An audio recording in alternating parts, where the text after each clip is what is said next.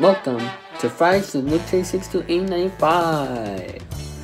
On this live stream show, we are going to be talking about our topics, playing video games, and many more. And now, here's your host, Luke Jeffers, Billy Mooney, Remix Plum, and Damon 2000.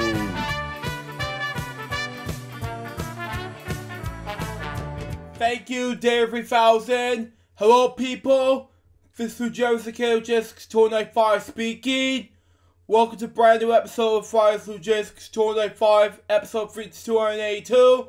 And today, we're only going to be doing the dev topics today because of two reasons. One, David's not here with us today. And two, we're going to be doing this for this episode only because of what's going to happen next to him coming back. You know, that's just me. But anyway, let's just get going with these 8 dev topics right now. So we got, shall we? So we got Zoe Ada Caldwell, OBE, was an Australian-born actress. She was a 4-time Tony Award winner, winning Best Featured Actress in a Play and for Slapstick Tragedy in 1966, Best Actress in a Play for The Prom of Miss Jean Bordy in 1968.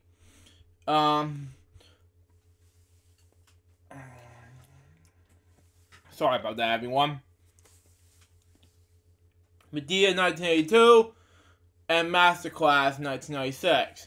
Her film appearances include The Purple Rose of Cairo in 1985, Birth in 2004, and Extremely Loud and Extremely Close in 2011. She was also best known for providing the voice of the Grand Councilwoman in the Lilo and Stitch franchise, and in Kingdom Hearts: Birth by Sleep. Kyle was born in Meldrum, Vitra, and raised in the suburb of Berlin. Her father, Edgar, was a plumber, okay? And Kyle's mother often took some of the neighborhood kids to the Albertson Theater in the Richmond where they could go backstage and watch rehearsals and performances, okay? Career. Caldwell began her career in Melbourne in the 1950s and early 1960s, performing the newly formed Union Theatre reportedly company, later the Melbourne Theatre Company. Okay, she emerged to England upon being invited to join the RSC at the time. When Charles Lapton, was attempting Lear, and Vicentia Rangrave, okay? Alien Atkins and Albert Friendly were among the other newcomers in the company. She played Beta Cena, way to pronounce it, in the 1959 production of the movie called Ahalo, Afolo, starring Paul Robertson. I can't pronounce the name like that. Later, she played the opposite disabled Helena opposite Dame Evans in the production of All's Well That Ends Well. Her career brought her to the United States, where she was one of the original company of actors under Garfield's directions at Tyrone Godfrey Theater in Minneapolis. At the Godfrey, she played parts of the and Hamlet, and Natasha in Three Sisters. Okay, a life member of the actor studio, Caldwell won 4 Tony Awards for performances on Broadway and Tennessee Williams, slapstick tragedy, the prime of Miss Jean Bordy, Medea, and Masterclass. In the last she performed opera diva Maria Claris, which is cool enough. In Strawberry Ontario, she appeared often including her role as Cleopatra in Shakespeare, Anthony and Cleopatra, opposite Christopher Palmer's Mark Antony in 1967. Her other credits on Broadway include Arthur Miller's The Creation of the World and Other Business, in which she played Eve, a one-woman play in which William Luke's based on the life of Lillian Hellman, in the production of Macbeth. Excuse me, I just got some in my throat. But anyway, with Christopher Palmer as Macbeth, and Glenda Jackson as Lady Macbeth. Under Caldwell's direction, Caldwell directed off-Broadway, a two-woman play created by Elliot Akins. Okay, Lita and Virginia, based on the letters between Virginia Woolf and Vita Sackville West. And play Virginia and Venetia Redgrave Vita, excuse me. Caldwell directed a Broadway production at Buffalo in the late 1970s with James Earl Jones, Christopher Palmer, and Diana West, excuse me. She held the American Shakespeare Theater in Stratford, Connecticut for 2 limited run seasons as its off-field director in the mid-1980s. Caldwell also performed on film, most notably as a official Dodger in Woody Allen's The Purple Rose and Collier. In 2002, however, she starred in the film Just a Kiss. She voiced the character of the Grand Constable in Disney's Lilo and Stitch, and continued voicing the character in the franchise later films and Lilo and Stitch's series, as well as in Kingdom Hearts and Birth by Sleep. In 2011, she acted in Extremely Loud and Extremely Close. Personal life. Caldwell graduated from Melrose Ladies College, Kew, and much later received an honorary degree for the University of Melbourne. In 1968, she married Canadian-born Broadway producer Robert Whitehead, a cousin of actor Hugh Gagnon. She had 2 sons and were married until Whitehead's death in June 2002. In 1970, Caldwell was appointed for the Order of the British Empire. Death. Caldwell died in Palm Ridge, New York, on February 16, 2020. She was 86 years old, of commissions for the Parkinson's disease. Now, there's a lot of films to talk about from film and television, so, Constable and direct-to-video like Stitch the Movie, Stitch Crazy Safe, never heard of that, but I'll get to that, but what's that?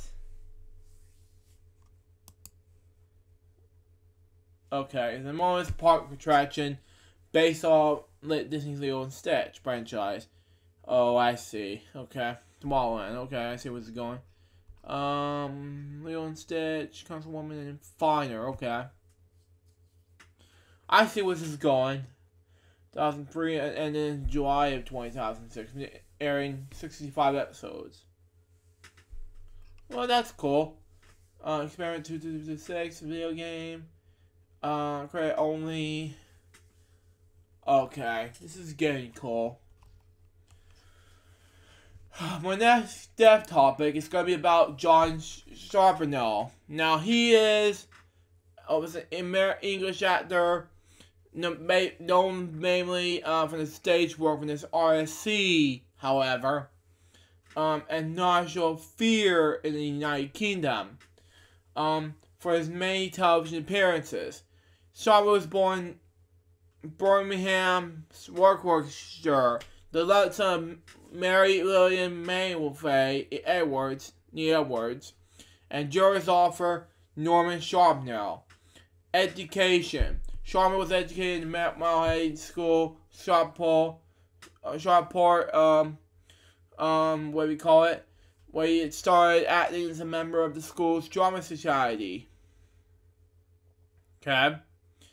And the City of London School, independent school for boys, in the City of London, where he played Hamlet in the school play, followed by St. Catherine's College, Cambridge, in England, where he played in M.A. Life and career. As a stage actor, Sharpnell was a member of Lawrence Oliver's National Theatre and Royal Shakespeare Company, and appeared as Sir Oliver Service in the School for Scandal, directed by Deborah Wonder, at the Barjan Center in 2011. This is cool. Sharpner also appeared extensively on television roles in the 1960s onwards, okay? He played the Earl of Sexual and Elizabeth R. and Alexander Hardridge and Edward and Mrs. Simpson. He appeared in Z Cars Space 1999 and Inspector Moore, GABH, Coogan's Run, Foley's War, and many other dramas. He had presented an episode of the 1983 BBC television travel series, Great Little Railways. He performed in 3 of the BBC television Shakespeare plays, and as creation in the BBC's productions of the 3 Tribune plays in 1986 of Sharpicles, so you pronounce it. He also played Pompey in the 2nd episode of Ancient Rome, The Rise and the Fall of the Empire, and then the Jail Warden in the 10th Kingdom and Embassy Fantasy miniseries. His film career includes roles in Nicholas and Axeradia, what you pronounce it, Pope John,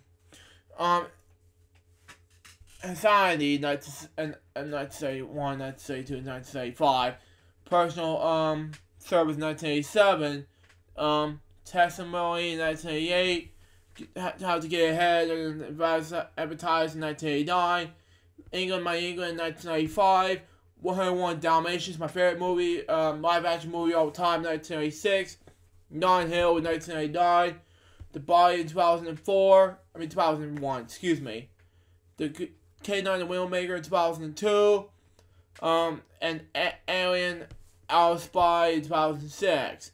He has also appeared in historical films such as Gladiator 2000 as Senator Gaius, and Troy 2004 as Nestor.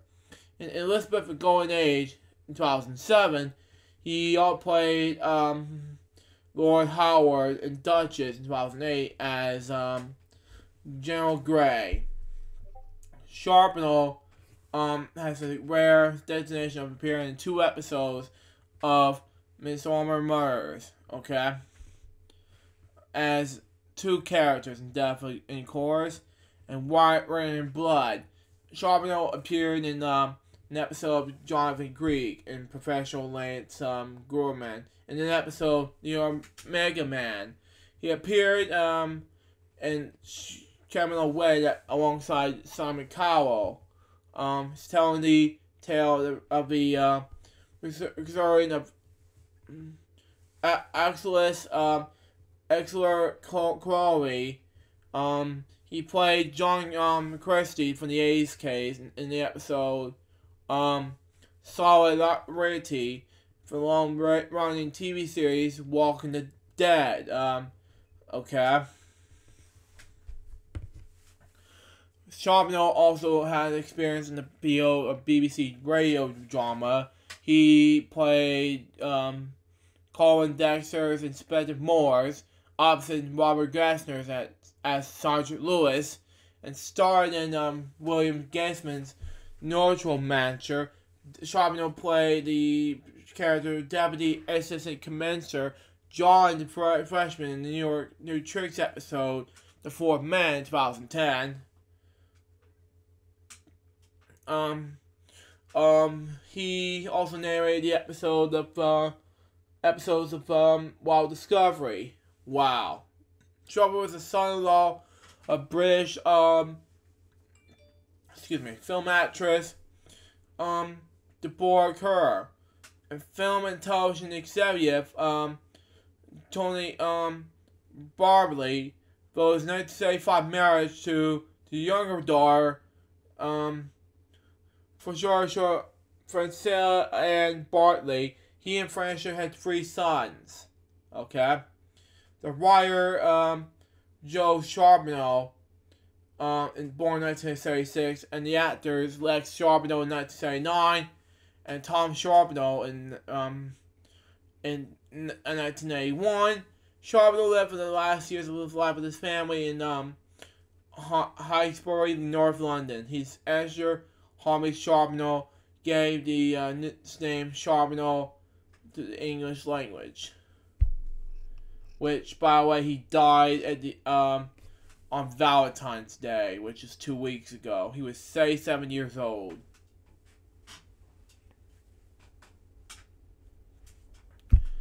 Now, for my next my next topic to talk about, which is going to be about Nick Colley. Now, I read about Nick Colley before, but I did not. If I did, then I would see what I can do. Nick Colley was an American artist and comic book writer, editor, science fiction novelist. He was a co-creator of E-Man, and was with artists Joe Staton and Mitt Moonchild, Captain Cosmos, and Star Flake and the comics Sprite. He also worked as an animation background designer, magazine illustrator, and screenwriter. Wow, cool enough. Nikolai Colley was born on October 29, 1944 in Brooklyn, New York. The first of the 2 sons of initial Gashel Cody, a darkroom technician, and Laura Antoinette, a housewife. His grandparents had emerged from Italy from the 1930s and made him home in Australia. His brother, Emil, was a medical technician and later sold medical supplies to hospitals. Wow. He served in the United States Air Force as an air policeman from 1996 to 1932. Stationed at the Toul-Rosner's Air Base, France, Circles, Turkey, and Bangor, Maine. His first published book, a comic strip, was published in a French magazine. Wow. Circular Pearl. Okay. His first published story, Grub, was published in a creepy magazine. Wow. Wall was on active status in Bangor, Maine. Okay. After leaving the service, his first employment was in Cat Crash Animated Studios in New York City, which is under the direction of the legendary filmmaker Ralph Bakshi. In 1972, while visiting his parents in Florida, he met a pretty young blonde girl on the flight, Charlene Velske, and they were married 6 months later. Together, they had a daughter, Jasmine, who worked in the journalist and the Presley and in the publicity department of Oregon, Water Department. Nick and Charlene were divorced in the year I was born, 1995.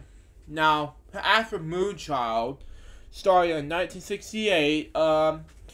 It was a self-publishing free underground comics, okay? Featuring his first original character, Moonchild, a big guy, buxom, innocent Wolf, who had an ability to live in outer space without any support systems, okay? Issue number 2 of Man-Child was published in conjunction with Scary R-rated San Francisco comic book company. She was also featured in Mark Ellison's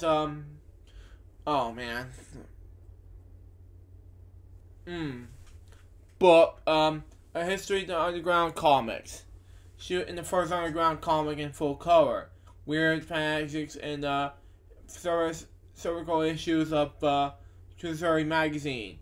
She was then published as a free issue miniseries under the name Mooney. Wow. Moonchild, the Star Babe, okay, by MU Press, with covers, Ryan editing, pencils, and so forth. By Cooley and Inks. Lettering by Dave Simmons, okay? Simon, excuse me.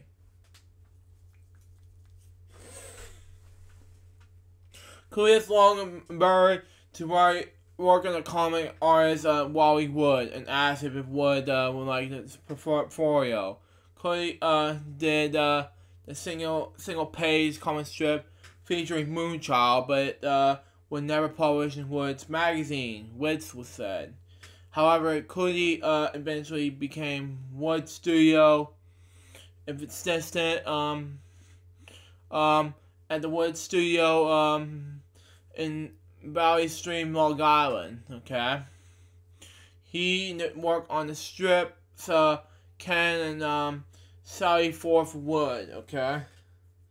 While when Karen Comics, she was seeking as an assistant editor, Cooley was interviewed by a new editor, George Wildman, never heard of him, and was hired.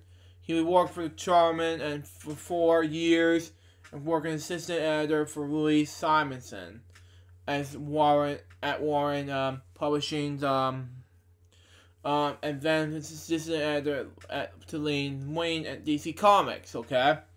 In 1976, a friend, Bill Dalbay, had taken a job as art director for Marvel Films in California, and invited Cooley to work as a background artist. Excited to have a prospect of working in the animated field, Cooley moved to his wife Charlotte and daughter Jasmine Rose to California. For the next 16 years, he found employment at the freelance background designer for such studios as the Walt Disney Company, Universal Studios, Sony Pictures, Sobo Entertainment, and many more, working with such projects such as Conan the Adventure, Defenders in the Earth, 101 Dalmatians. What are you talking about? Okay, the series, really? Didn't know that. Dilbert, Expo Squad, Star Strip, Troopers. I love this show, and many other TV series. Wow. Cooley moved to Florida, where he began writing and shooting indie movies for creative productions, and then with his own company, Nicola Entertainment LLC. His big dream was to produce a movie based on this character. Wow. But he knew it was only taking a fortune to do Mooney property, and so he shelved the idea. In 2012, it was announced that the company miniseries story Mooney vs. the Spider Queen would be adapted by Temple of the Cave, Temple's immersive audio, immersive audio as audio drop, okay? A short form audio production, okay? It was scheduled to be released in April of 2012. The production features Tom Nagel and Michael Cornega.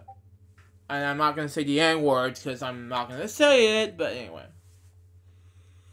It's scripted and directed by Eric Paul Erickson, and for the original story by Cody. Bill Black, and a friend, and fellow indie movie maker.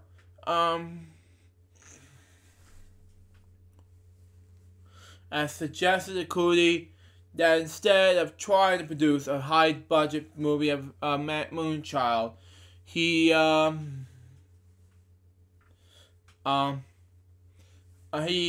should do it in episodes, and using each episode's means to finalize the next episode. On September 12, 2012, Cody began shooting the first episode of the three-part movie, entitled Mooney and Spider Queen, Episode 1. The movie starred Nukamami Dimitro as Mooney, wow, and Anthony Wayne and William August as the space pilots. The shooting by cinematographers Wheat was completed by September 15th. It was then edited by Wendy Carter, I misspoke, but anyway, and composed it by special effects by Stuart School. The movie premiered on August 16, 2013 at the Fetish Conversation and held in Tampa Bay and was put on sale from Amazon.com.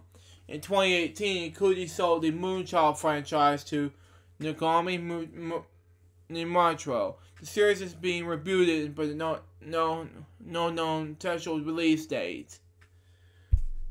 Cartron, 1972 to 1986. 1972, where he was hired as an assistant to George Wallman, editor of the comics in Derby, Connecticut.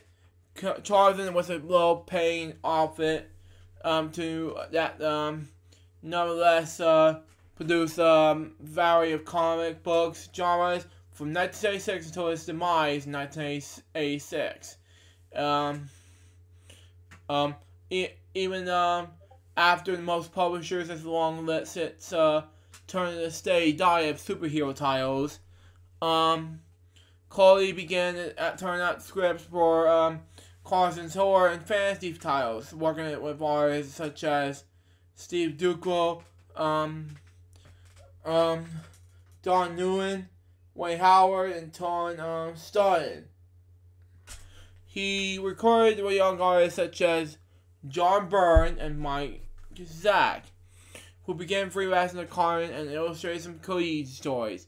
In less than 3 years, Cody produced well as over 200 story scripts and what text features were Carton. In 1973, he teamed up with Joel Staton, who collaborated with him in the creation of E-Man, a native alien superhero who became a cult favorite, The character applies Cody's Desmond for the most dramatic cape-wearing superheroes of other publishers. Cody Satan also co-created Michael Mazer, a grubby and ultras private investigator who became as an extra in E-Man. But was quickly spun off into the series on his own. Both characters survive the implosion of Charlton and continue to the present, with Cody and Satan collaborating on one-shots and series of new E-Man and Michael Mann's monster comics and stories. Post-Carton, Cody left Carton in 1986 when went back to work with Warren, producing more than 100 story scripts for Warren's horror and fantasy magazines, until that company's demise in the early 1980s. At various times, he held the positions of the commission editor, assistant editor, and consulting editor. During the same period, He fought himself the medium of scratchboard, investigation, and an artist, and he admired Frank Kelly Freeze, never heard of him. Cooley developed a realistic scratchboard style and contrast to his cartoon style, and began selling illustrations to mainstream magazines such as Alfred Hitchcock's Mystery Magazine, Analog, Amazing Stories, and Heavy Metal. Yeah!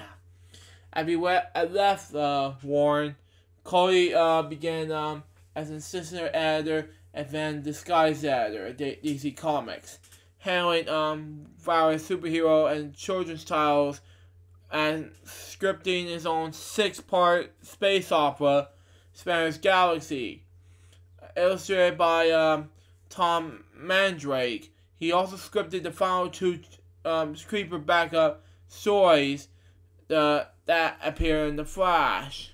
Okay. Cooley moved to California in 1986 and began work for animated TV series, producing background and pop designs with a dozen different studios, including Disney, Sony Pictures, and Universal Studios. At the same time, he continued to write comic book scripts and create magazines and book art in the scratchboard paint. Captain Cosmos. Cooley's homage of the TV space operas of his childhood, appeared in the series of comic books created in collaboration with Poseidon, as also in Cooley's novel, Space in the Web, Spin a Web of Death. 3 radio dramas and 3 short TV shows TV films, such as, and then Man-Child returned to print in the 3-part comic book series in 1982 as Mooney, Moonchild the Star Babe, and as novels in 2003. At the convention, his friend, partner, and actress for Mooney, the Michael DeBarnhill, suggested he writes a series for young girls since there wasn't much out there for them in the science fiction field. And Starflake, the cosmic sprite, was born. Like Mooney, she could live in outer space without any life support. Films. In 2003, Colt moved to Florida, where he scripted for the independent films, some anime adapted from the Carson Warren scripts, and consolidated his Captain Cosmos TV series in a full-length feature-length film, Captain Cosmos and the Great Ghost. Films produced and written by Cody, including Grub, Sockhouse, Tag, Lay Without Substance, and Mooney and the Spider Queen are cool enough, I guess. Novels. Cody wrote and illustrated text novels with his character Mooney and her reign. Mooney and the Spider Queen 2009, inks by Dave Simons. Mooney and the Slave Market and Opera in 2010, inks by Mark Seichbar. Mooney in the Two Main Rooms in 2010, inks by the same person. And Mooney Goes to War, a 5th novel. Mooney and the Space Pirates was written by a friend of Cody's, Vic Stoney Collier is what you call it. Eventually, Cody decided he had done all that he could with Mooney, the Star Babe, and sold the series to the Metro, and in order to compose his own new creation, Starflake, the Cosmic Sprite. A contest was illustrated to find a model for Starflake, and in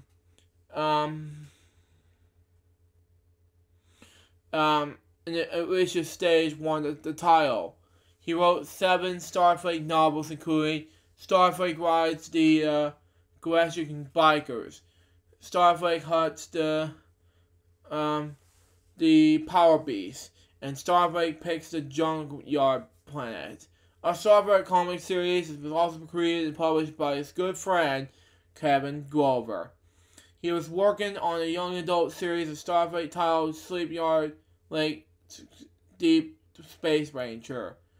Awards. Cuddy was twice awarded Warren's Blake Ray Baldwin Award for Variety. In 2009, Cuddy was awarded an Inkpot Award for Career Achievement and was given an award at the San Diego Comic-Con International. He died last week. He was 75 years old. Now on to my next death topic, which is going to be Simon Moore. I know he's a teacher for this one, but he's also a radio broadcaster, television personality, author, and that was it. He was born in Wales, in West Wales, in Harpersport, West, in 1963 of September 9th. He was operated at the age of 6. Moore was educated in Royal Messiah School for Boys. After leaving school, he was marketed on the acting course at the London Drama Century, what do you call it? He transferred to Goldsmiths College, University of London, and qualifying as a language teacher. In 1997, he was successfully awarded his master's degree at the Royal Hampton Institute, University of Surrey. Now, career began in 1981 as a teacher in 1971, which is right here. Now, false attention, history of child abuse. Why? Anyway, in 1991, Ward took up his post at Sir George School's South Market, where he taught French, German, and Latin. He also coached the first 15 Robbery squad. From 1983 until his arrest in 2012, Ward taught languages at the Royal Hospital School, Ipswich. Television. Ward's television career began in 2003 with BBC One's World of School. He was subsequently cast in the roles of languages teachers, event headmaster in Channel 4's series in the 1950s Grammar School, which I'm not good at grammar, by the way. Boring! And I will teach them. Which ran for 3 seasons, 2003 2006. He also appeared in Channel 5's The Nightmares Next Door. His television appearances have also include being guest in one show in 2007. And on Sunday Morning Live in 2010 to 2012. He was also a contestant on Mastermind in 1981. Ward was the only person who would ever have hosted Mastermind on BBC One with Madness and Son. He was in the famous Black Chair as a contestant. This event was known as Madness and Son saga biography. I started so I finished in 1998. His radio broadcast began in when Ward was a broadcaster on BBC's radio Suffolk. Where broadcast includes Saturday football reports. It was made regular appearances on BBC's Radio 2's Jeremy Vine show. Between 2007 and 2012, Wall hosted The War Zone, a phone radio show. In 2015, he took on a focal role on the Roar Path, a BBC radio show programming in the which he had to complete a regular weekly range of challenges set by the producers. To date, these have been included modern dance, harmony, and taking part in the assault course, working as a car mechanic, learning to play guitar. In January 2020, Ford founded a new following current affairs decision programming on BBC Radio 4 Suffolk called War of Words. He made his final broadcast on February 14th, which is Valentine's Day, the week before he died. Now, I'll go ahead and continue on about what I just saw here, and I'll read you where I left off. So, here we go. Now, let's move on to author. Man. Ward was a columnist in the East African Daily Times for several years while still a teacher in the Royal Hospital School. He published a novel, Hobson's Choice, in 2011.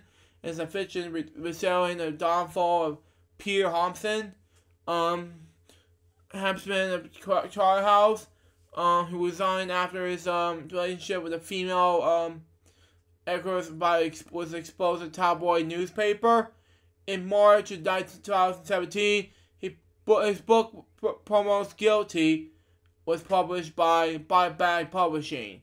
Pomeroy's Guilty is Ward's account of spending almost 2 years of bail, accused of historic abuse offense, and is about to clear his name after being acquitted of his old charges.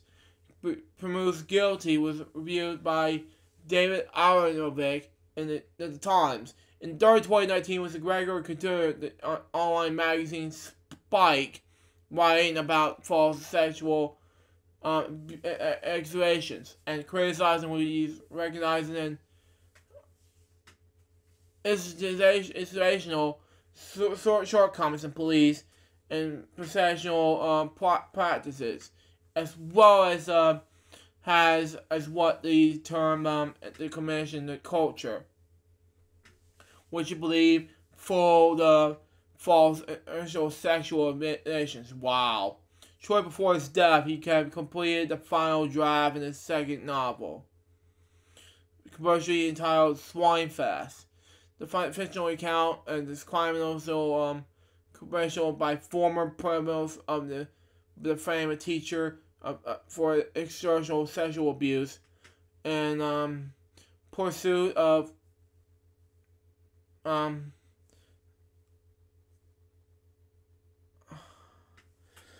commissions by the school administrator. False edition of historical child abuse. Now, this is sad. Anyway, 2012, Ward was arrested and questioned by police following by a complaint of historical child sexual abuse made by a man who was a principal at the St. George School's show market, where Moore had fought. The school is already succumbed under security in 1982 by journalist Roger Cook over headmaster Derek Schlade's use of corporal punishment. In a 2010 trial, which led to jailing of Slade from sexual abusing boys. Wow, this is sad. Ward was successfully charged with initial assault on 3 former principals, 2 from St. George's School and 1 from the Royal Hospital School.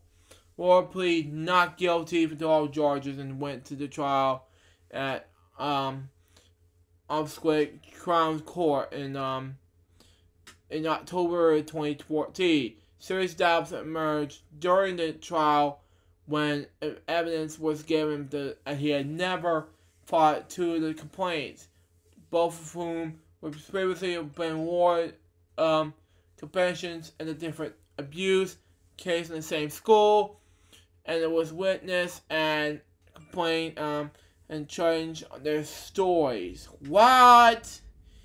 The jury returned a admissions verdict of not guilty of all charges within a matter of minutes of being sent up by a judge.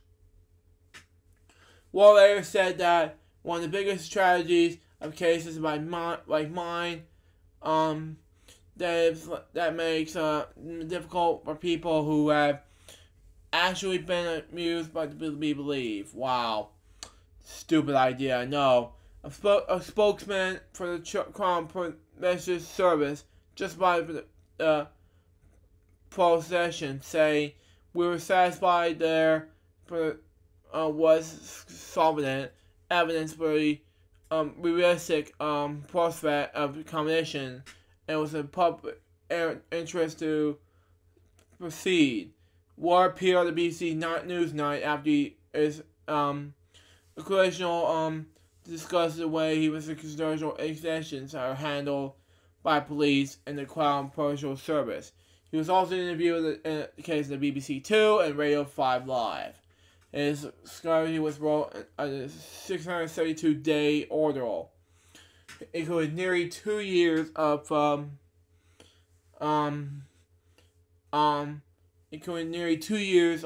police bail, the trial, and his questionable and the essay entitled "Something Good Has to Come from This."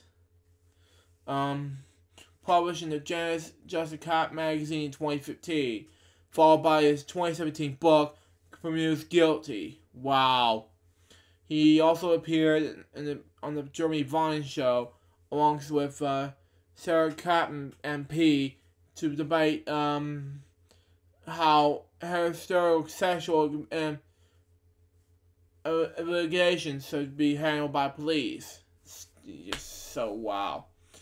On February 20th, 2020, Ward announced he had a very serious health condition. He died of plague and liver cancer on February 22nd, 2020. He was only, let me check here. Okay, I can't talk about it right now. But anyway, let's move on to the next topic. Now, my next topic has to do with Katherine Johnson. Now, who was been part of Mad Max and NASA. I'm gonna read you some for Katherine, and because then again, if I read most of it from Katherine, then all I have left to do is just nothing from right now, just because, you know, that's just me. But anyway, Jeffrey Johnson was born, Korean Katherine Coleman, on August 26, 1918, in White Silver Springs, West Virginia, to join that Joshua Coleman. She was the youngest of 4 children. Her mother was a teacher, and her father was a lumberman, farmer, and handyman when worked on the Great Bear Hotel. Okay, Coleman showed strong mathematical abilities from an early age, because Greenberg Country does not offer public schooling for African American people. Students, for example, past the 8th grade. The Colemans arranged with their children to attend high school in West Virginia. The school was on the campus of West Virginia State College. Johnson was enrolled when she was 10 years old. The family split their time between the institute during the school year and White Silver Springs in the summer. Wow. After graduating high school, oh my god, at the age of 14, oh my god. Oh man, is this still happening? Really? Johnson enrolled at West Virginia State and studied on Brock College. Wow. As a student, she took every math course offered by the college. Multiple professors mentored her, including the chemical at the Mathematicians Anthony King, who had mentored Coleman throughout high school, and W. Silverman Clare, and the first African American to receive a PhD in mathematics. Claire also knew mathematics courses was just like for Katherine. She graduated with summer college class in 1947 with degrees in mathematics and French at the age of 18. Katherine Johnson was a member of the Alpha Kappa Alpha. Wow. She took on teaching jobs at the Black Public School in Maryland, Virginia. In 1949, After marrying her first husband, James Garble, she left her teaching job and enrolled in the graduate math program. She quit after 1 year of becoming pregnant and chosen to focus on her family. She was the first African American woman to attend graduate school at West Virginia University in Markham, West Virginia. Through WB South SC's president, Dr. John W. Davis, she became one of the 3 African American students. Wow, this is cool. The only woman selected to integrate the graduate school after the 1938 United States Supreme Court ruling Missouri ex-early gains in Canada. God help me. The court ruled the states that provided public higher education to white students and also had to provide it to black students to be satisfied either by establishing black colleges and universities or by managing black students previously white only universities. Oh my god. So is she black or something? I don't know. Career. Johnson decided a career in research mathematician, something like that. I can't remember.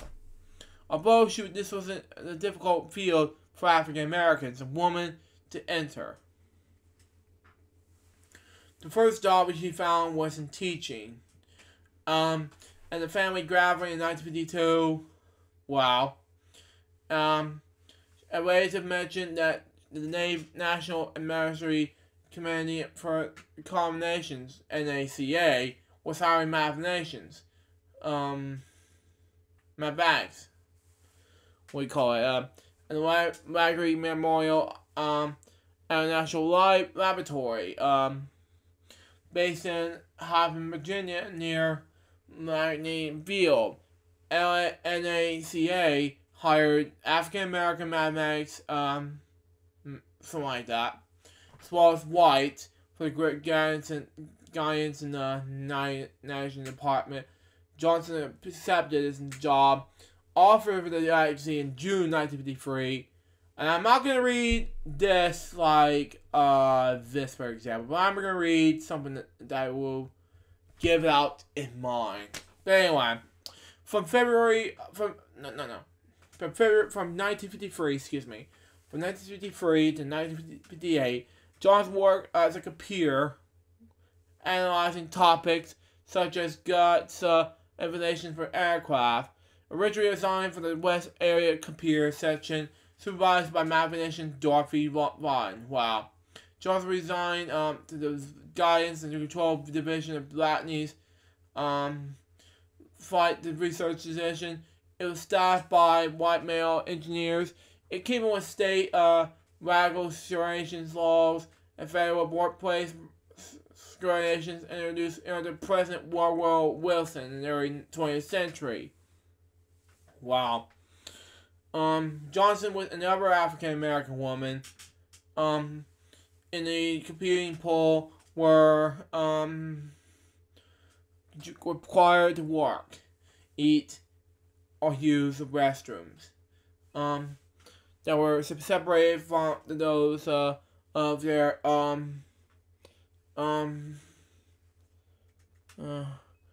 white peers. Excuse me, I misspoke. The office was labeled called computers in the interview of WHRO TV. Johnson stated that she didn't feel the situation at NASA, something like that. Because everybody was doing research. You had a mission and you had to work on it.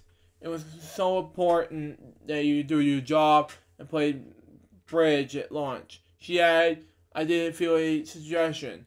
I knew it was there, but I didn't feel it. Now, let's go ahead and let's skip this and move on to the next one.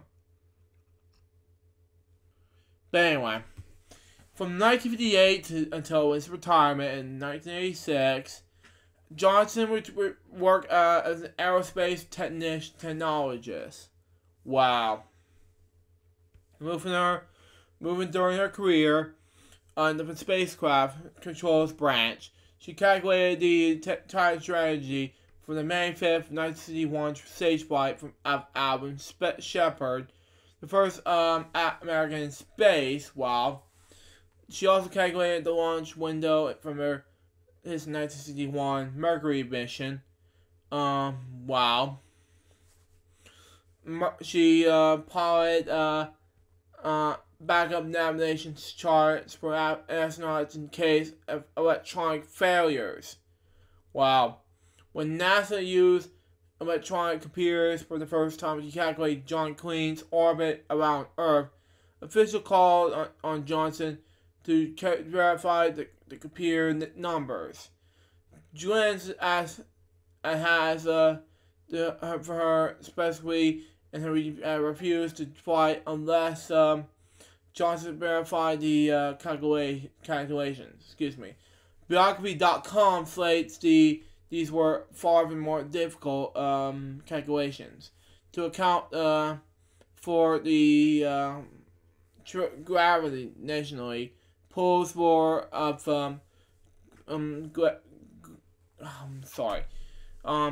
gravitational bodies. Often markedly scary stated. The astronaut who became a hero looks at the black woman and still stages south at the time, and one of the key parts of making sure his mission was a success. She added that at the time where the competing with women's work was this good enough, and engineering was left to men. Oh God help me. And where he does have to do with us over the course of time, short of not valuing of that work wasn't that done with by women, excuse me. However necessary, as much as we might, it has also taken history to give the perspective on that.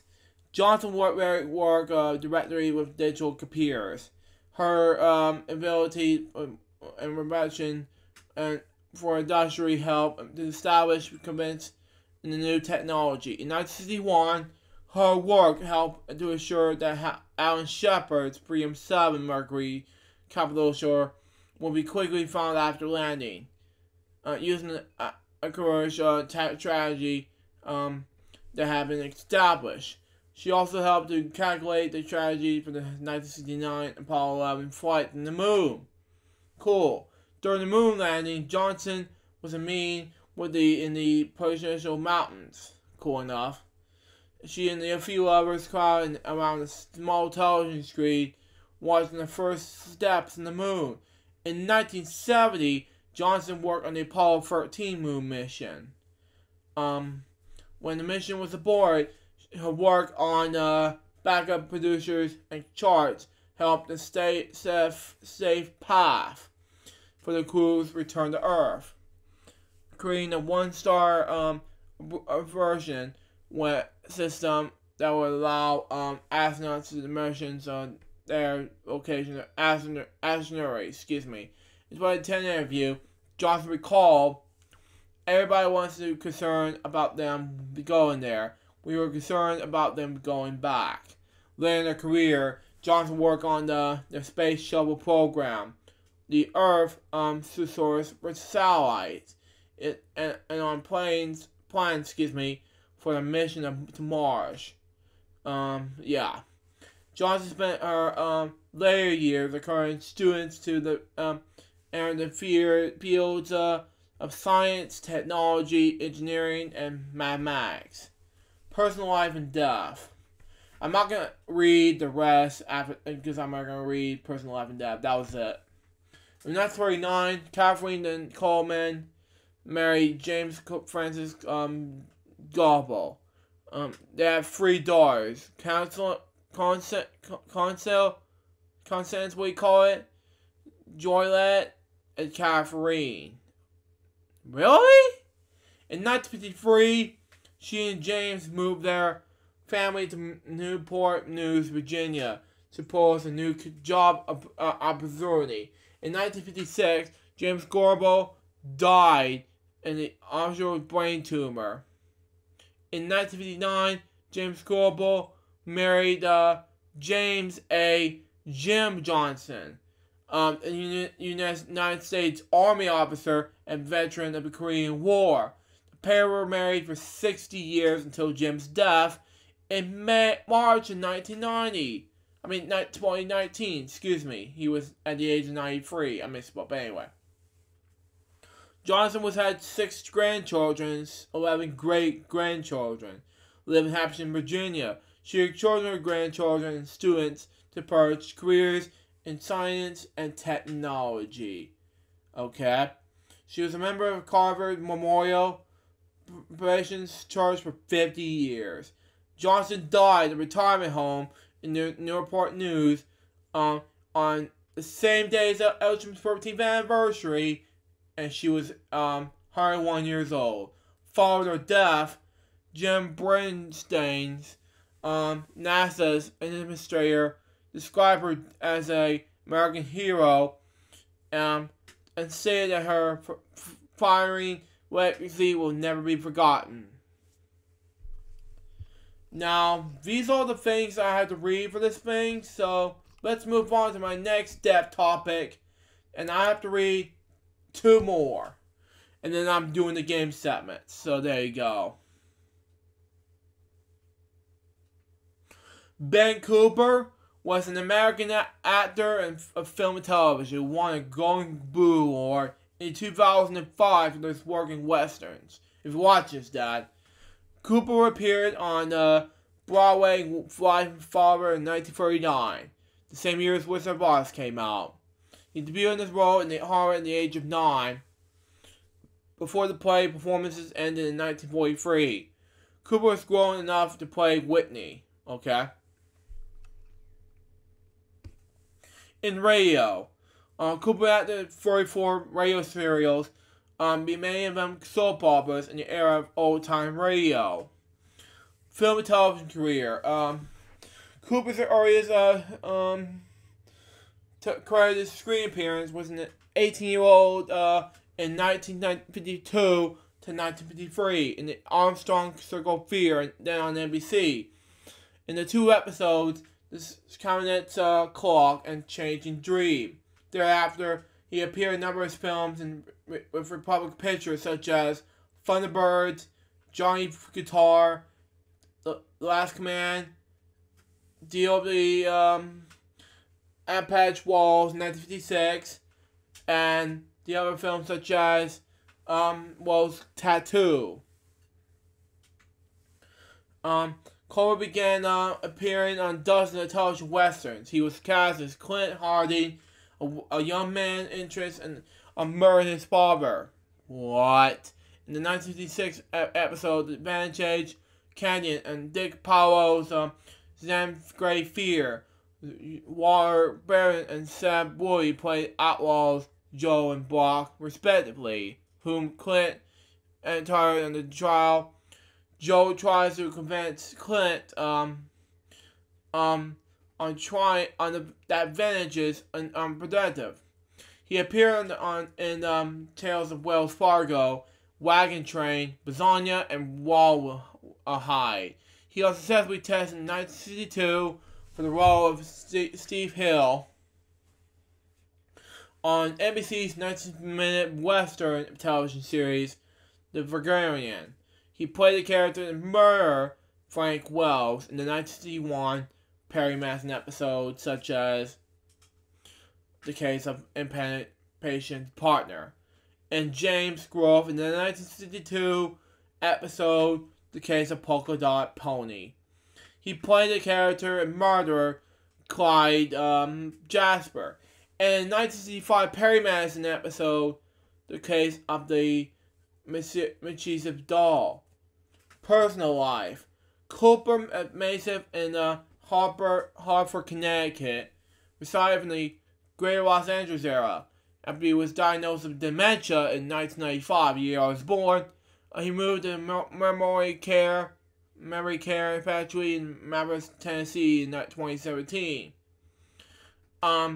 Near with his family. He died there on February 24th, 2020. He was 86 years old. His two daughters with his late wife, Pamela R.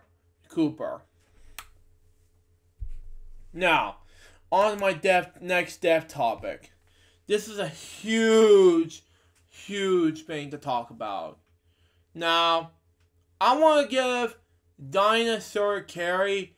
She then died today, last Monday, at the age of 101. But we're going to talk about it anyway. But it's just most of the time that it's a cute one in 1922, but then this happened. But anyway, I'm not going to read this, but move on to the thing, early life. She was born on October 29th, 1918, in San Diego, California, as Peggy Jean Margrami, okay? Second daughter of Martin D. Baxter and Jack Margrami, okay? While some sources incorrectly gave her birth name as Margaret, okay? Carey herself, in her biography, noted she was indeed born as Peggy Jean. She further explained that Roman Catholic nuns at her birth hospital recommended the name Margaret as Peggy, was a pagan name. Her parents rejected the suggestion. Her sister, legally named Jack Louise, in 1916 to 2005 was called Louise, or obviously Jackie, okay? In acting, baby Jet Peggy was discovered at the age of 19 months when she visited Century Studios on Sunset Boulevard, Hollywood, with her mother and the film Extra Friend, okay? Her father Jack, a former cowboy and park ranger, have done working in stunt film man and stand in for Tom Mix in a number of cowboy movies. Impressed by Peggy's well-behaved demeanor and willingness to follow in directions, her father and director Fred Fishback hired her to appear in series and short films with Century's Canyon star, Brownie the Wonder Dog. The first film, Playmates, in 1921, was a success, and Peggy was signed in a long-term contract with Century. Wow. Between 1971 and 1924, Peggy was made close to 150 short comedy films for Century. Her movies often spoof full-length motion pictures, social media issues, and star of the era. In one, Peggy the movies, she stars both Rudolph Valentino and Paula Negra. She also has appeared in film adaptations of novels and fairy tales, such as Hansel and Gretel and Jack and the Beanstalk, comparatively comedies, and a few full-length motion pictures. In 1923, Peggy began working for Universal Studios, appearing in full-length dramatic films. Oh, God. Among her works from the era were The Dawn of New York, directed by King Baggett, never heard of him. And then the first screen adaptation of January, okay. In lines with the success as a star, Peggy's Universal films were produced as marketing as Universal Jewels, okay. The studio's most practiced and most experienced classification. During this time, she also starred in Helen's Babies, opposite Cara Ball, okay. The success of Baby Peggy films brought into prominence, what you call it. When she's not into filming, she was a mark on personal appearance tours across the country to promote her movies. She was also featured in several short skits on major stages in Los Angeles, New York City, including drama $1 Million Theater in the Hippodrome. Her likeness appeared on magazine covers and was used in advertisements for various business and chart table campaigns. She was also named for official mascot of the 1924 Democratic Situation in New York City. It showed outstage waving the United States flag next to Franklin Delano Roosevelt. By the age of 5, she have also have her own line various indoor items, including dolls, likeness, sheet music, jewelry, and even milk. As a child, Frances Gum, later known as Judy Garland, owned a lease of Baby Peggy dolls. Carrie was later befriended John Garland, okay? And wrote in her autobiography that believed Garland's mother had purse payment of her children based on Baby Peggy's success. Okay. While under contract with Century Universal, Peggy commanded an impressive salary. By 1923, she was signed to the $1.5 million a year contract at Universal, equivalent to $20.6 million in 2014 dollars, and her vaudeville tours she made $300 per day. Okay. Her parents handled all the vanities, and money was spent on expensive cars, homes, and clothing. Nothing is set aside for the welfare and or education of Peggy's or her sister. Okay. Peggy herself was paid a 1 nickel for every vaudeville performance. She proved reckless spending and corrupt business partners with her father. Her entire fortune was gone before she hit popularity. When fellow child actor Jackie McCool sued her parents in 1938. Oh man. Peggy's parents asked her if she was going to do the same, believing it was no good. Oh, God help me. Peggy was not prepared for legal action. Coogan's case. Oh, God help me. Please don't. And a case like Baby Peggy's, eventually inspired by Coogan's Act to protect child actors' earnings. Well, that didn't help out too well. Working conditions. Peggy's working conditions, as described in later interviews and autobiography, was harsh. Oh God. As a toddler, she worked at 8 hours a day, 6 days a week. She was generally required to perform her own stunts, which included being held on the wire. This is not good. In the ocean, until she fainted. She short shapes. Escaping alone from the burning room, the dawn of New York. And right underneath, a train car, miles of smiles. While in Century, she also witnessed several instances of animal cruelty. Oh God! And saw a traitor crushed to death by an elephant. God! Schooling for both Peggy and her sister Louise was celebrated about the best. Neither attended school until the end of the vaudeville era. Oh, God help me. For their secondary education, they worked with tradition at the vaudeville school, professional school, which offered flexible schedules and allowed them to continue performing in films. Baby Peggy's career was controlled by her father, who accompanied her to the studio every day and made every decision about the contracts. Mr. Gregory often claimed that Peggy's success was based not on her own talent, but untimely to follow orders unquestionably. Why? But anyway, moving on to the next one. Baby Peggy's film career especially ended in 1925 when her father had fallen out with the producer Saul Lesser over his salary, which canceled her contract.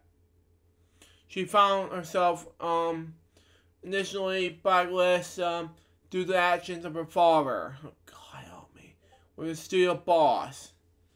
And was able to land only one more part in silent films. A major role in the 1926 picture, April Fool. From 1925 to 1929, Peggy is an successful career in the vaudeville performer. Although a routine, which included a comedy sketch, starring in dramatic monologue, was initially met with skepticism. It was soon become a popular and respected act. God help me. Although she was prevented from playing the palace because of her young age, she appeared on stage for there as a special guest. Peggy and her family toured the U.S. and Canada, forming major venues. The family tired of touring. Wow. Well, in vaudeville country, oh man, Peggy was very ill with tonsils and other ailments. However, she continued working on whatever happened to baby Peggy. She wrote, on several occasions, I went on stage so yellow dog sick that I had to put buckets in the wings. I threw up in the one before I made my entrance. In the second, when I exit, before changing to go in the back of my encore. Her mother feared for their health, and another reason for leaving for the lifetime of touring. Peggy's parents continued to spend initially after she had been pushed out of films, wasting unnecessary luxuries, much as the $2 million she had made. Peggy's father planned to buy a ranch and convert it into a high-end getaway. However, the stock market crashed in 1929, put an initial halt to put the plan, so God help me.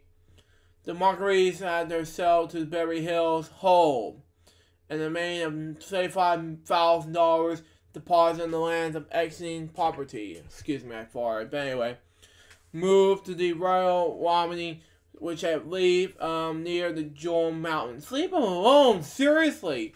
Peggy found a change the pace, refreshing, and hope her stage days were over. God, no. Please.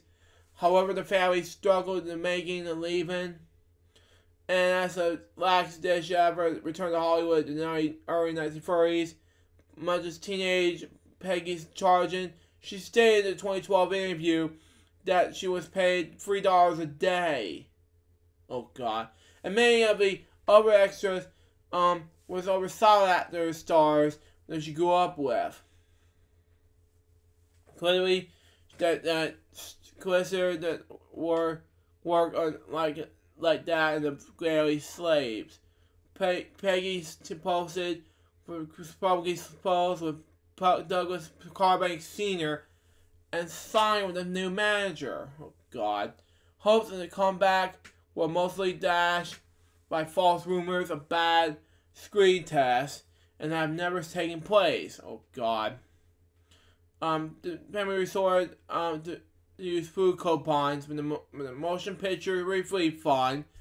Oh God. Shut up.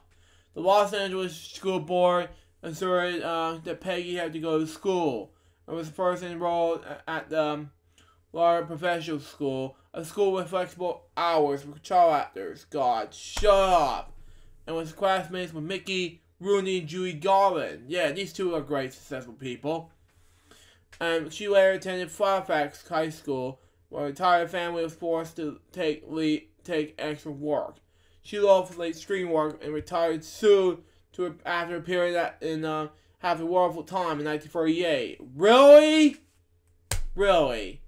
In the spring of 1940, Peggy's career had reached such a low. Journalist Walter Winchell is calm on Broadway reporting Peggy and her husband Jordan Aries were now living in a small furnished room in New York City with only donuts to eat.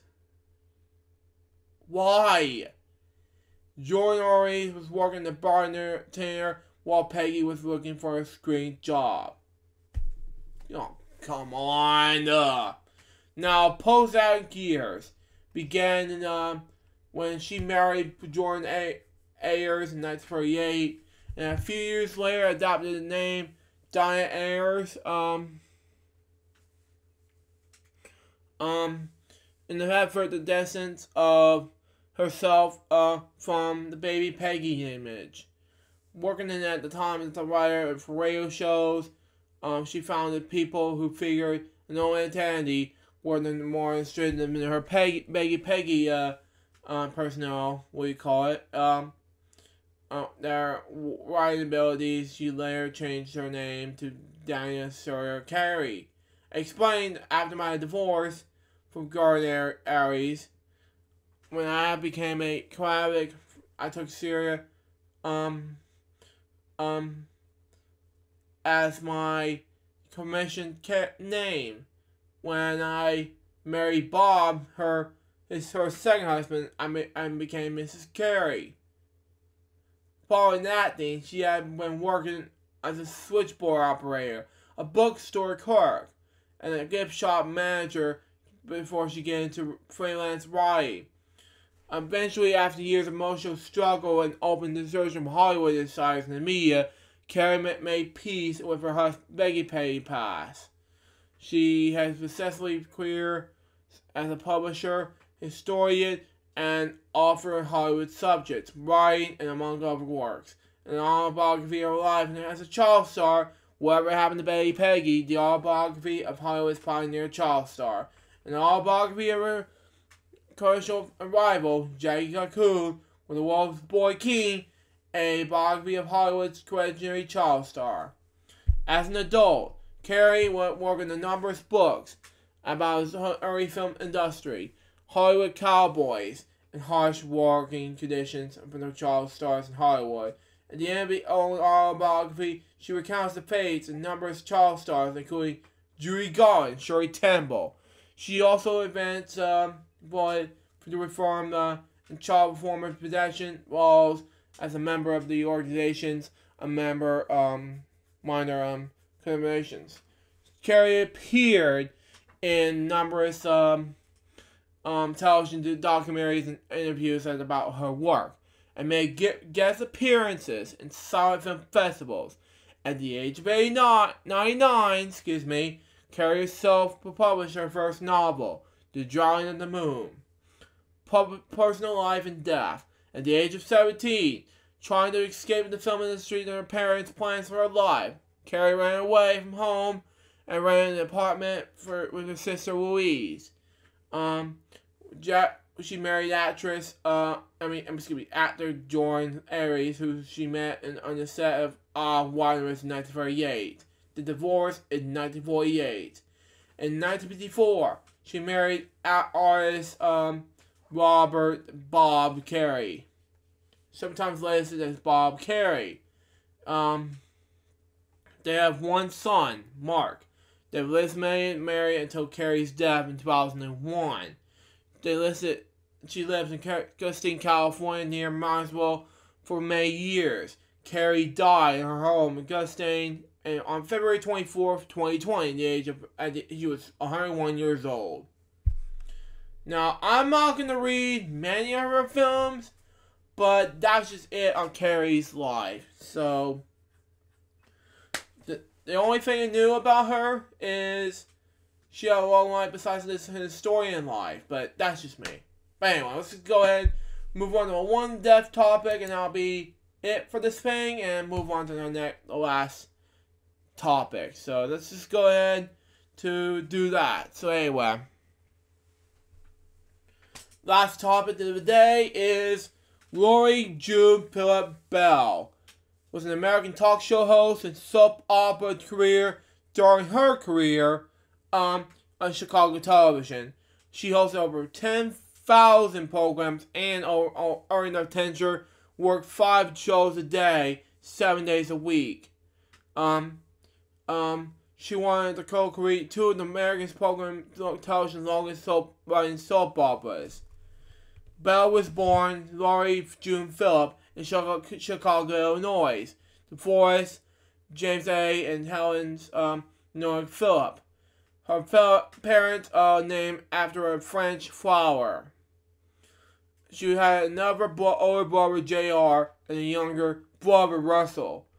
Bell was also one of the most notable graduates in what is now known as Riverside Brookfield High School in Riverside, Illinois. She then received a degree in microbiology, and from Northwestern University. Career. After graduating from Northwestern, Bell returned to work in her family's forest shop in the River Brothers on occasions.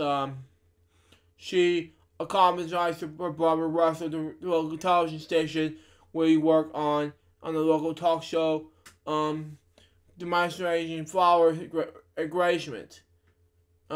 Eventually, she took over the job for him before quitting the forest shop altogether.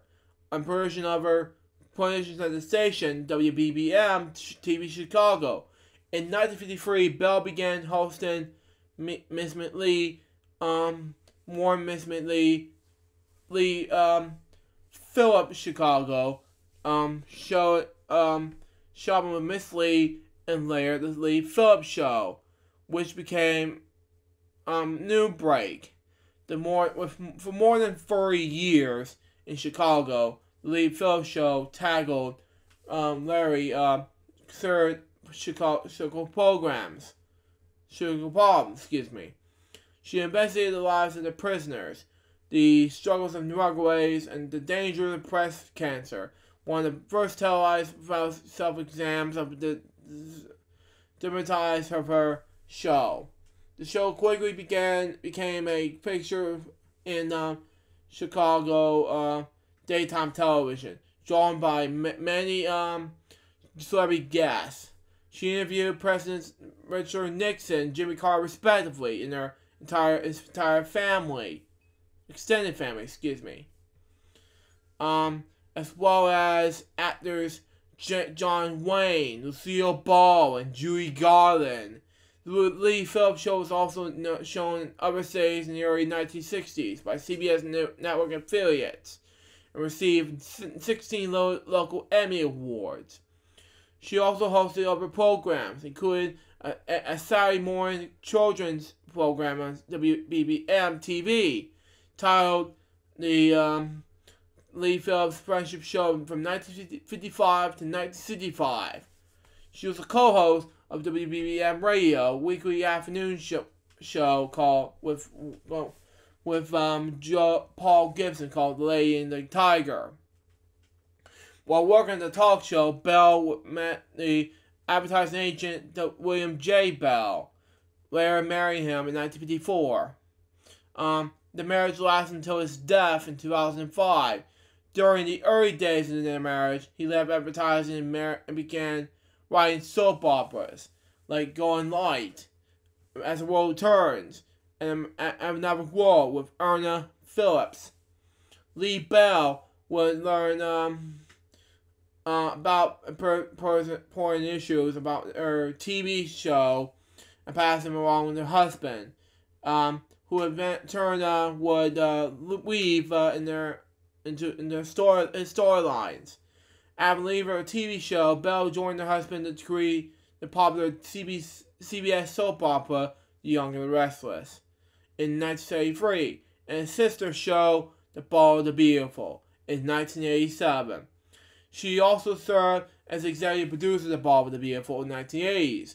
She also won the Daytime Emmy Award in 1975 for Outstanding Daytime Drama Series for Young and the Restless. In 1977, She was the first woman to receive a Governor's Award for the Chicago chapter of the National Academy of Television Arts and Science. In 2007, Bell was awarded for a Daytime Emmy for Lifetime Achievement for her contribution to daytime television. Her personal life was she and her husband lived in Beverly Hills in a house formerly owned by the Asian module Howard Hughes and also Cary Grant. She was the mother of William James Bell. Okay. Warren's Bell Martin and Bradley Philip Bell. And mother-in-law of Maria Emilia Bell and Colin Bradley Bell. All of the Bell family members are involved in so many ways with the production of the comedy soap operas. She also had 8 grandchildren. On February 25th, 2020, she died she was 91 years old. The announcement was made by her children.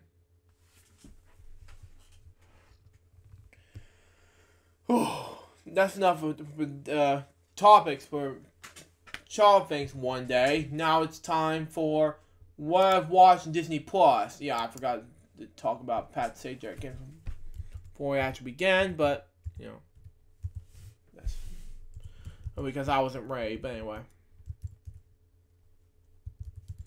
but hold on. Okay, there we go. Anyway, let's start with what I've watched on Disney Plus. We got just 10 or 11 episodes of Recess for season 2. Seasons 2 episodes 3 to 13. That was it. But anyway, that's all I got from what I've watched on Disney Plus. Now it's time to spin the wheel on what's gonna happen to the game segment, shall we? So we got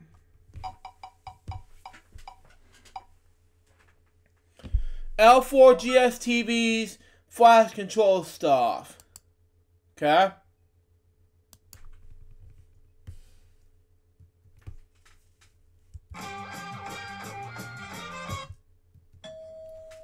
Okay. Open the card. And it is a 6. Ooh. Change the card to an 8. Ooh. Lower. That's not bad. High, lower. Ooh! Higher. It's not bad.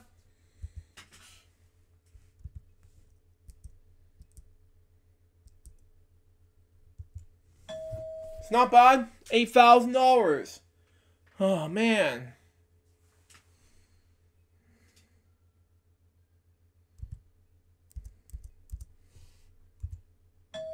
It's not bad.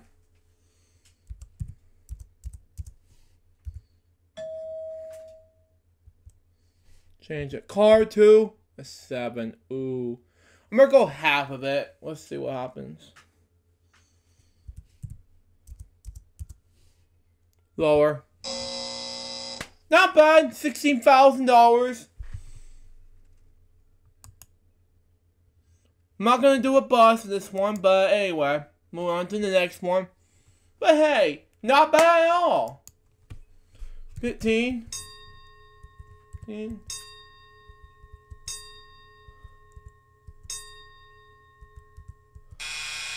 Ooh, sucky 7.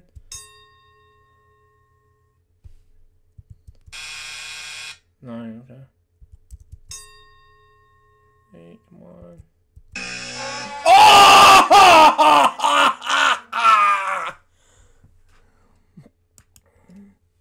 Oh well. Danger color. Oh.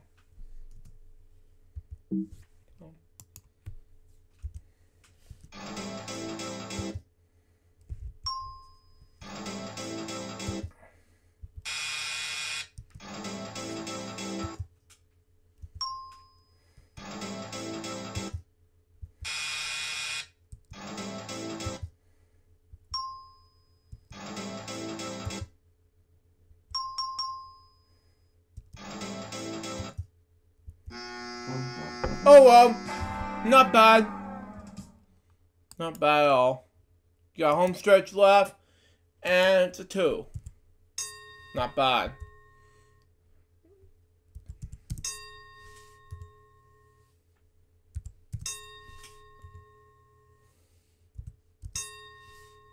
Neck to neck. That. 6.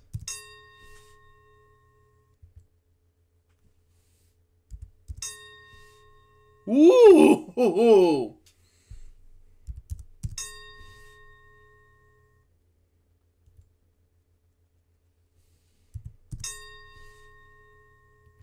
Almost there. Oh! I knew it! $50,000, man. Not bad at all. But anyway, let's spin the wheel now and move on to the next one.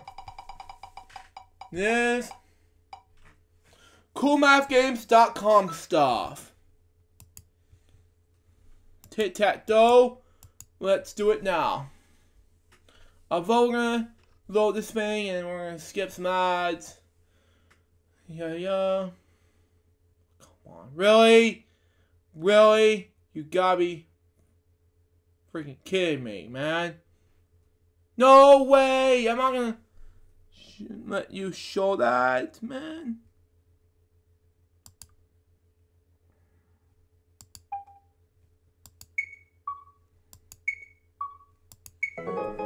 Okay, one more time.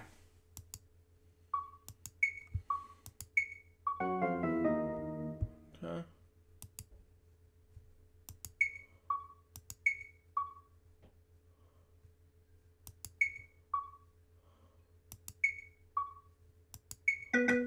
Okay. More time.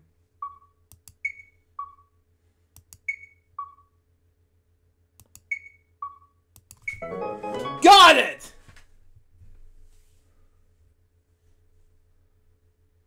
Okay. Spin the wheel. We'll do this now, as always. Pat do game stuff. And anyway, let's do it now.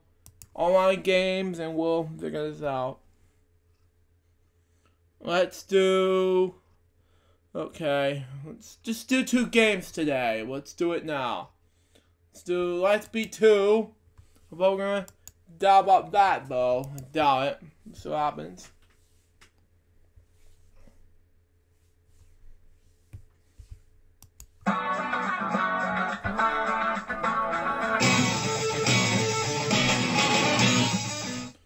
That's loud.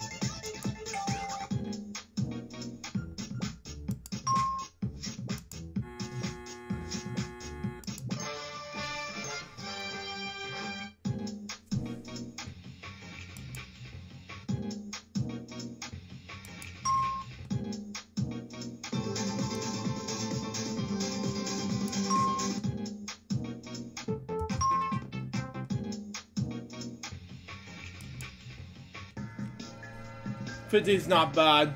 Let's do... Drop the bomb. That'll be easy. Oh, God help me.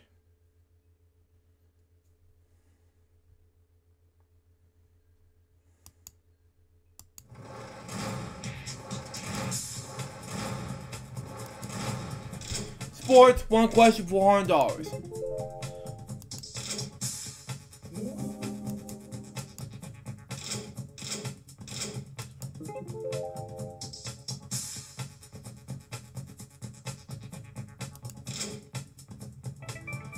Got it.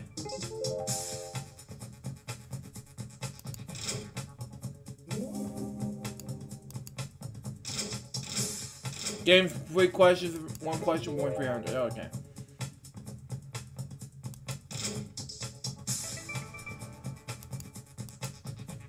Travel, one question with $800. Anyway. I don't know. $900. Not bad.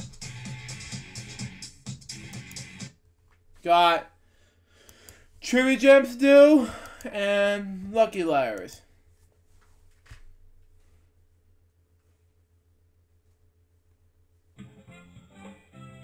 Let me turn up my TV so we can hear this. Excuse my fart. Hi, I'm Pat Sajak. Welcome to Trivia Gems. Welcome to today's Trivia Gems game. The categories for today's game are celebrities, movies, business, TV grab bag, history in general. Let's do, you mean money? I don't know. Let's do this. And let's do, yeah. I don't know. TV grab bag would be good. Here's your first set of questions.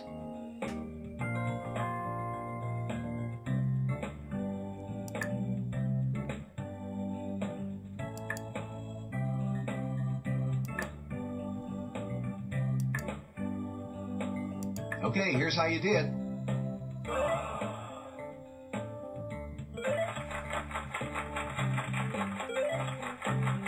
Two out of three's not bad. 2 out of 3's not bad, Pat. Okay, get ready. Here they come.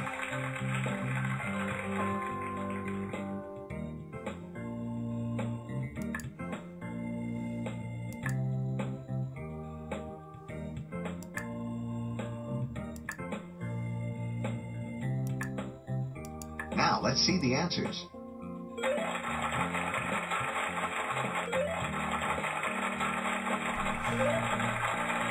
Congratulations, you won the all-in wager. Hooray! Ready for a little brain-spinning fun?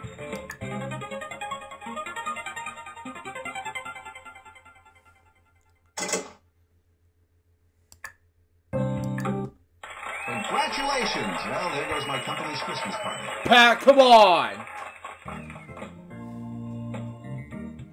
$37,000. Here are the questions.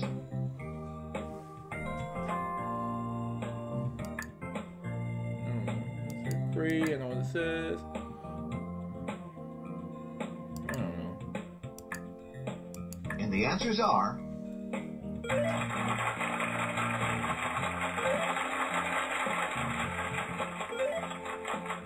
Hey, you're all in wager. Hooray! Got it. Here's a gem of a question. Now you have an opportunity to double your money. Nope, sorry, that's not it. You lost your wager. I don't know. I just wagered. I did not want to wager $49,000. That is a good thing, actually. Here are the questions.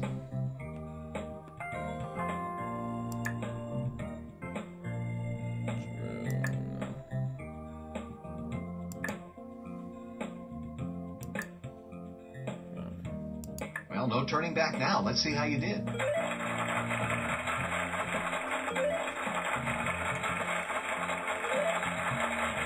Wow, that all-in wager put you in a... Hooray!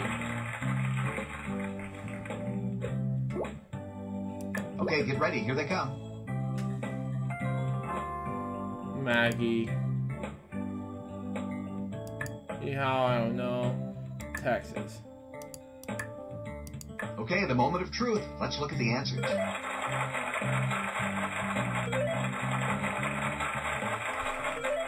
Got it. Congratulations, you won the Hooray! $60,750. Congratulations, you climbed to the top. Your longest streak bonus is 75,750. Your trivia IQ bonus is 102,150. And your IQ ranking for this game is Egghead. Egghead. It's not bad. It's not bad. Welcome to the Power Gem bonus round.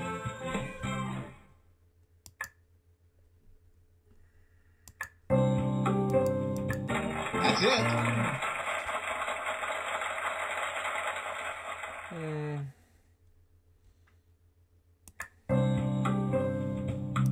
That's 2 in a row.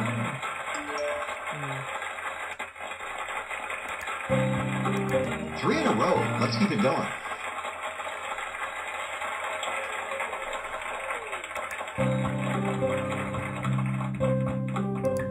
That one was difficult. Oh, wow. Not bad. Not bad. 148,117 is not bad. Great job. You're today's champion. Thanks for playing our online game. For even more fun, I hope you'll try out the download version of Trivia Gems. The download version has lots more features, more gameplay choices, championship games, full screen display, exciting options, and free ice cream. Please click the download free trial button and give it a spin. Although I was only kidding about the ice cream. Pat, come on! Anyways, we got lucky letters, and we're going to finish up when we wrap up. So there you go.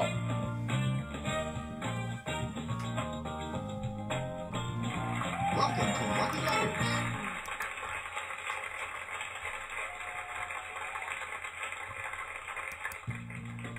Welcome to today's Lucky Letters. Proper names is a puzzle beam for today. 4 Ds, wow. Well, to use, oh wow. Spaces and, Ready? Here comes the puzzle round. Okay, alright. Yes.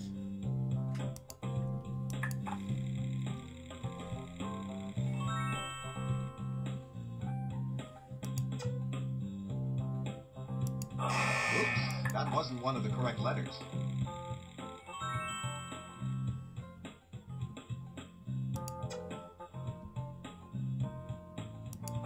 Nice try. Bad try, but nice try. I'll give it a nice try, Pat. Unswollen landmark.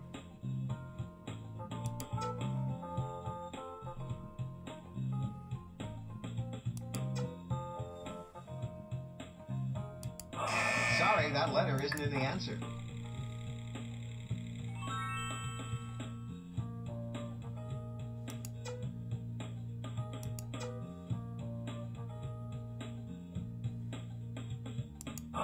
Oops, that wasn't one of the correct letters.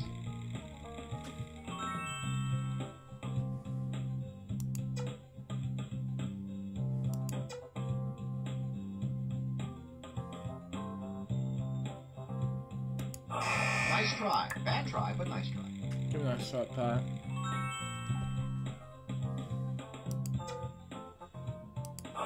Sorry, that letter isn't in the answer.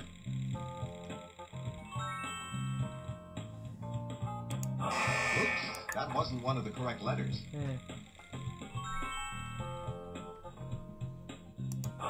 Nice try. Bad try, but nice try.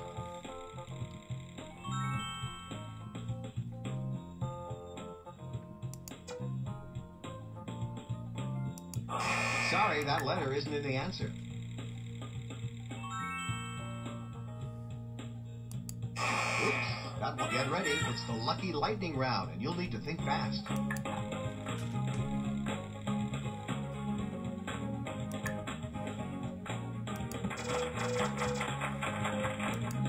Nice try. Bad try, but nice try. Sorry, that letter isn't in the answer. Oops, that wasn't one of the correct letters. Nice try. Bad try, but nice try. Sorry, that letter isn't in the... Oops, that wasn't one of the correct letters.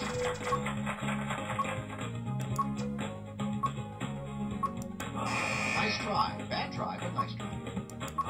Sorry, that letter isn't in the... Oops, that wasn't one of the correct letters.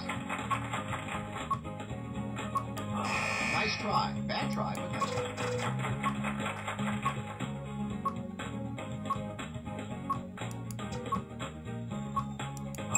Sorry, that letter isn't in... Oops, that wasn't one of the correct letters. Nice try. Bad try, but nice try. You got the answer. Sorry, that letter isn't in the answer. Oops, that wasn't one of the correct letters. Nice try. Bad try, but nice try. Sorry, that letter isn't in the answer. Oops, that wasn't one of the correct... Nice try. Bad try, but nice try. Sorry, that letter isn't in the answer. Oops, that wasn't one of the correct letters.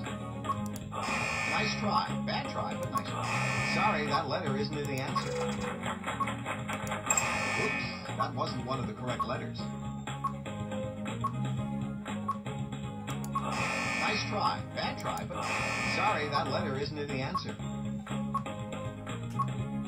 Hey, you're good.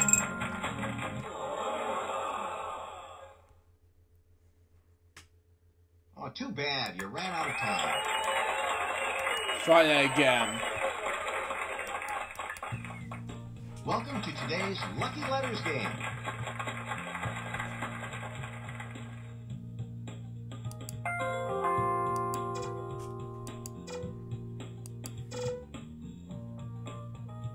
Ready? Here comes the puzzle round.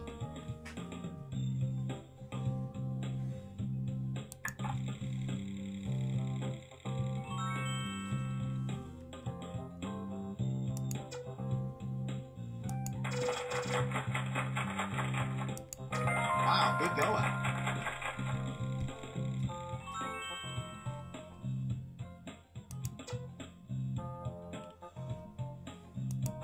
Oops, that wasn't one of the correct letters.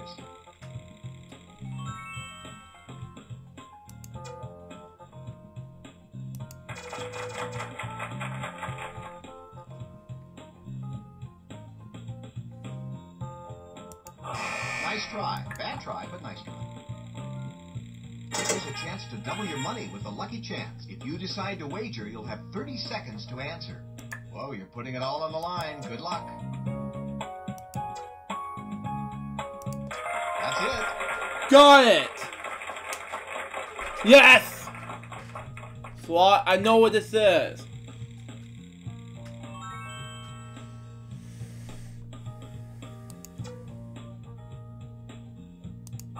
Sorry, that letter isn't in the answer.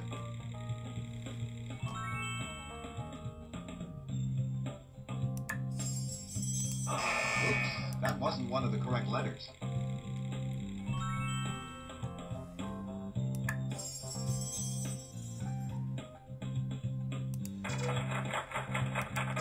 Nice job.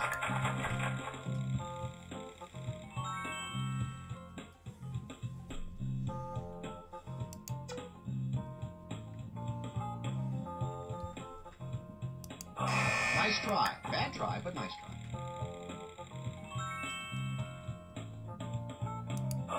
Sorry, that letter isn't in the answer.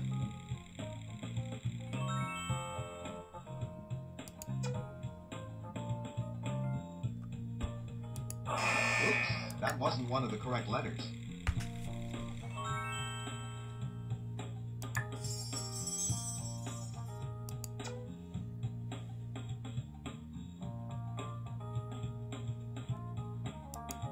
Nice try. Get ready. It's the lucky lightning round, and you'll need to think fast.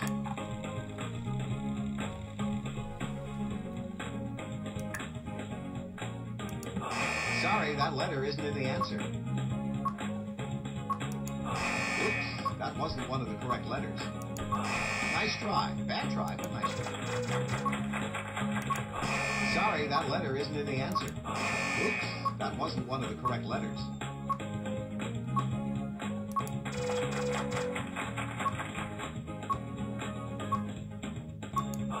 Nice try. Bad try, but nice try.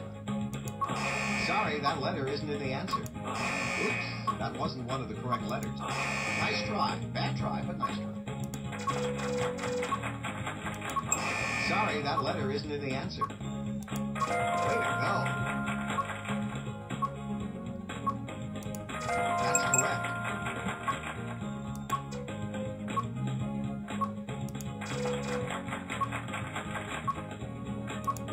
Oops, that wasn't one of the correct. You got the answer. Nice try. Bad try, but nice try. Sorry, that letter isn't in the answer. Hey, you're good. Oops, that wasn't one of the correct letters.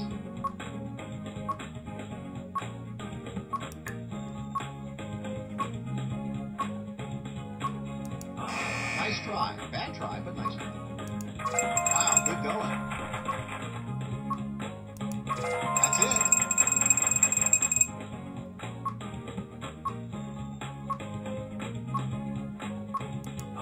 Sorry, that letter isn't in the answer. Nice job.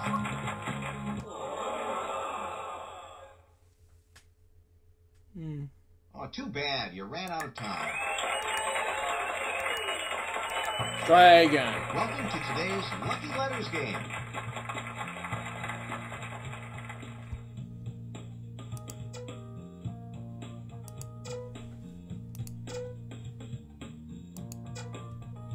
Ready? Here comes the puzzle round.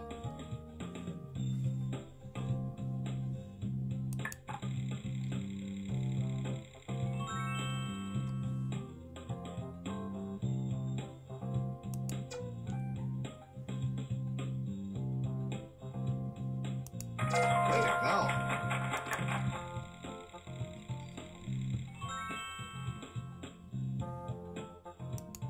Oops, that wasn't one of the correct letters.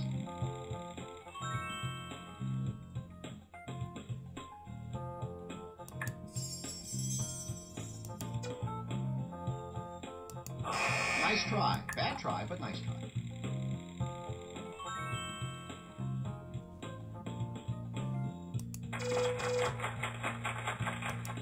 That's correct.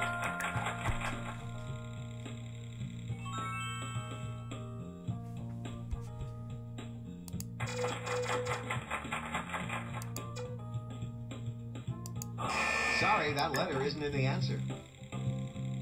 Here's a chance to double your money with a lucky chance. If you decide to wager, you'll have 30 seconds to answer.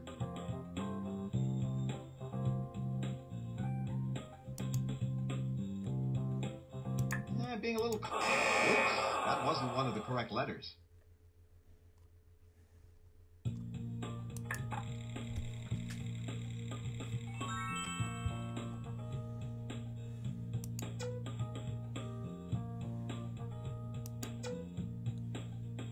You got the answer.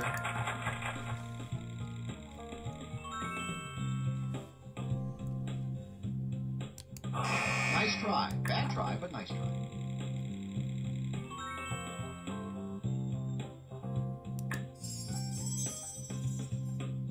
Hey, you're good. Here's a chance to double your money with a lucky chance. If you decide to wager, you'll have 30 seconds to answer.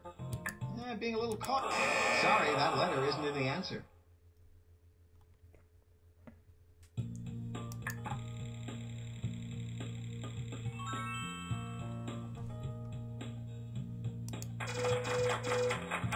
Wow, good going. That's a lot of money to earn. That's it. Get ready. It's the Lucky Lightning round, and you'll need to think fast.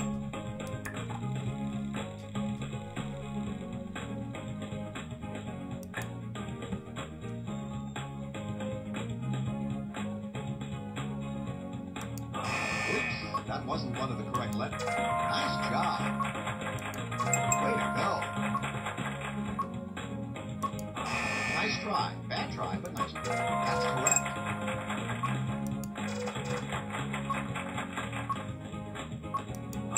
Sorry, that letter isn't in the answer. You got the answer. Hey, you're good. Wow, good going. That's it. Nice job.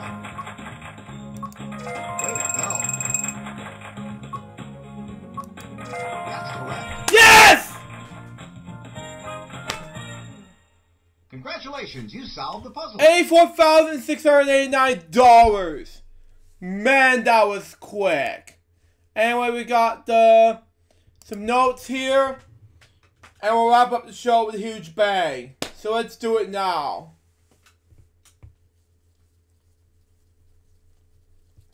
First, a charm. So that was easy. So let's do it anyway.